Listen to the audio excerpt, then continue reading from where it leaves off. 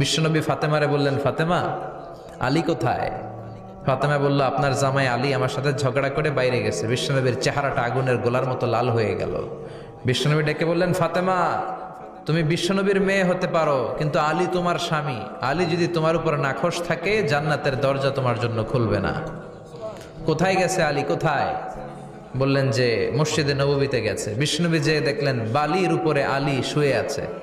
বিশ্বনবী মজা করে ডাক দিলেন, ইয়া আবা তোরাব। তোরাব অর্থ বালি, তোরাব মানে কি?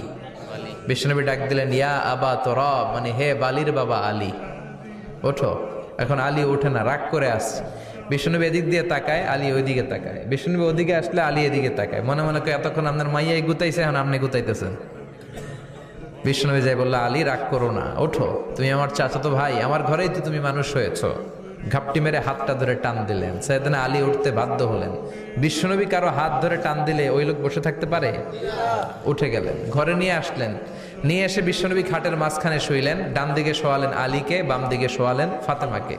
এবার মেয়ের জামাইকে আর মেয়েকে বুঝাতে লাগলেন, নসিহত করতে লাগলেন, গল্প শোনাতে লাগলেন। কি রোমান্টিক শ্বশুর! এরকম রোমান্টিক শ্বশুর পৃথিবীতে দ্বিতীয়টা খুঁজে পাওয়া যাবে? সুবহানাল্লাহ পড়েন। বিশ্বনবীর কাজই ছিল ঝগড়া লাগলে এরকম মিলায়া দেওয়া। কি করা? মিলায়া দিবেন। সমাজে অনেকে আছে ঝগড়া লাগলে আরো লাগায়া দেয়, আছে না নাই? আগুন লাগলে কি দিয়ে নিবান? পানি ডালতে হয়, অনেকে তেল ডালে। কি ডালে? তো আগুন আরো জ্বলে ওঠে। বিশ্বনবী বললেন, না, খবরদার, ইসলাহু যাতিল বাইন, মিলায় দিবেন। স্বামী স্ত্রীর ঝগড়া মিলায় দেন, ভাইয়ে ভাই কোপাকুপি মিলায় দেন, এলাকায়